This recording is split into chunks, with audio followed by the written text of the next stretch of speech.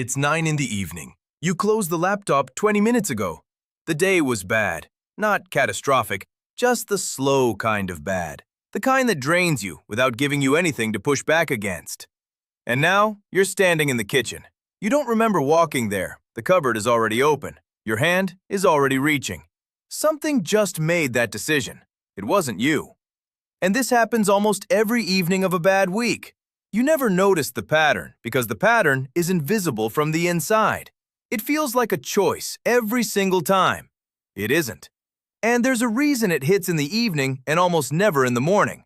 Same stress, same person, completely different craving. Hold on to that question. The answer is going to sound wrong before it sounds right. Listen, this isn't about willpower. I want to say that early, because almost every conversation about this gets poisoned by the willpower frame inside the first 30 seconds.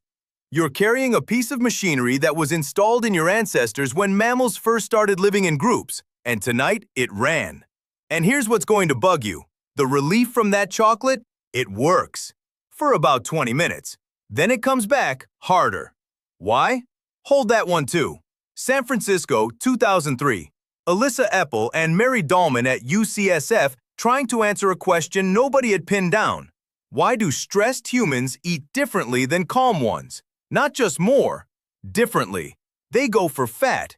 They go for sugar. They walk past the salad and straight to the cake.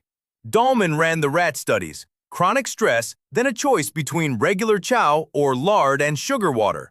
The stressed rats went for the lard and sugar every time. And here's what stopped her. When they ate it, their stress hormones actually dropped, measurably. The comfort food wasn't comforting in some fuzzy emotional sense. It was chemically suppressing the alarm system in their brains. She published this in Proceedings of the National Academy of Sciences in 2003 and called these foods, in stress eating, a form of self-medication. A scientist doesn't use that phrase casually. The rats were dosing themselves.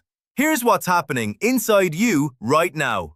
Your adrenal glands have been quietly producing cortisol all day, useful in short bursts. The problem is, the modern day doesn't have short bursts. It has a steady, low-grade hum from morning to night. And cortisol, when it sits in your system long enough, starts interfering with serotonin, the molecule your brain uses for calm, for the feeling of, okay, things are fine.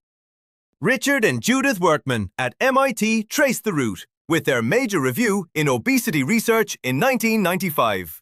Carbohydrates raise insulin. Insulin pulls competing amino acids out of your bloodstream. Tryptophan, the raw material for serotonin, gets a clear lane to the brain. Serotonin goes up. A fast carb is a delivery truck for the exact molecule your stressed brain has been running short on for 6 hours. Your brain knows this. Not consciously, it knows it the way it knows to pull your hand off a hot stove. The craving isn't a flaw, the craving is a requisition order.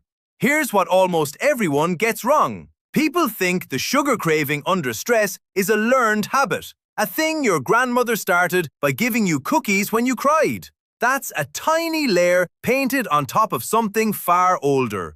Dallman's rats had no grandmother. They had never seen a candy bar. The wiring was already there. The cookies didn't teach the craving. The craving was waiting for the cookies. And now, about the evening. Cortisol in a healthy human follows a daily curve. High in the morning, tapering through the afternoon, bottoming out late at night. Achterberg and colleagues mapped this in psychoneuroendocrinology in 2016, and it's rock solid across populations. So, when you're chronically stressed, your morning cortisol does its job. You're upright, handling the meeting. By evening, cortisol is supposed to drop, and serotonin is supposed to take over for the wind down. Except your serotonin system has been quietly drained all day by that low-grade cortisol hum. Evening arrives, the tank is empty, and your brain finally sends the order it's been holding back. That's why 9 in the evening, not 9 in the morning. Same stress, different inventory. The craving isn't weakness showing up after a long day. It's your brain's delivery system finally clearing the order it placed at lunch. Now picture an ancestor of yours 200,000 years ago somewhere in East Africa. Same body, same brain chemistry, Same evening cortisol drop. She's had a real hard day, the kind where she lost a child to a predator or watched the dry season eat the last of the tubers. Her brain sends the same craving yours just sent. She doesn't have a cupboard.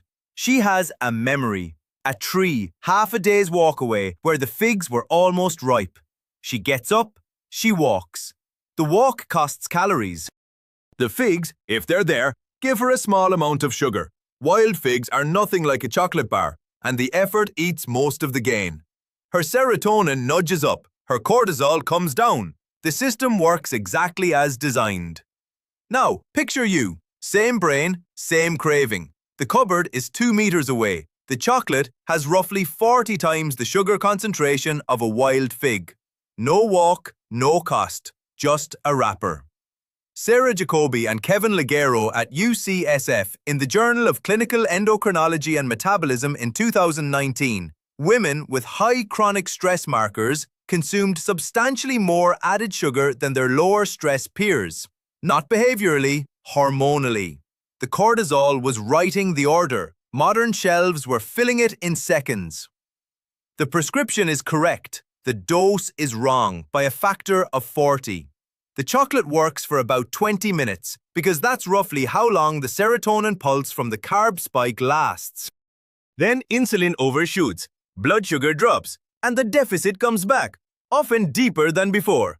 That's your answer. The craving comes back harder because the system that was supposed to gently top up your serotonin just got hit with a delivery truck, and the warehouse is in chaos. Your brain didn't decide to be like this. You didn't either. Somewhere between the first mammals huddling against the cold and a human in a kitchen at 9 in the evening, a survival mechanism became a vulnerability. Not because anything changed inside you, but because everything changed outside. So the next time you find yourself in front of an open cupboard with no memory of walking there, you'll know what's happening. Your brain wrote a prescription. The pharmacy moved. The order still went through. Your brain didn't fail you. It did exactly what it evolved to do. It just doesn't know that the pharmacy moved. Thank you for watching. Stay tuned. We're already working on a new and exciting video for you.